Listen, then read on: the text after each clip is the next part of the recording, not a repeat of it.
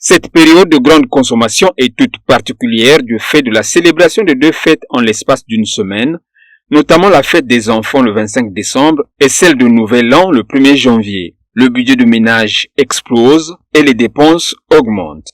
Cet acteur économique explique la portée de cette période. Avec beaucoup d'enfants, la famille, et parfois ça pèse assez sur le plan de la ménagère. Donc il est question de bien aménager les choses, surtout avant. Depuis le mois de septembre, par exemple, c'est mieux de prévenir, de faire des provisions, et voilà, pour ne pas être surpris en fin d'année.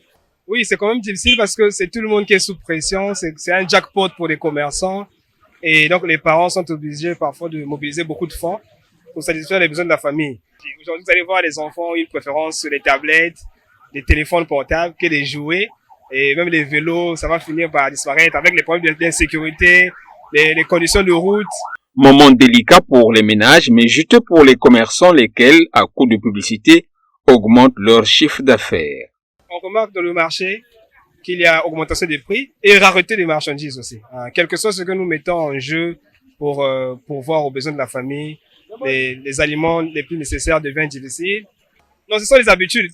Tout change en fait. Et les commerçants, et les publicités à la télé, et les habitudes des parents. Il y a le complexe qui est là, il y a l'envie de faire mieux que quand on était enfant. Donc tout ça, ça fait à ce que nous puissions nous investir dans les choses les plus chères, les plus luxueuses, et voilà.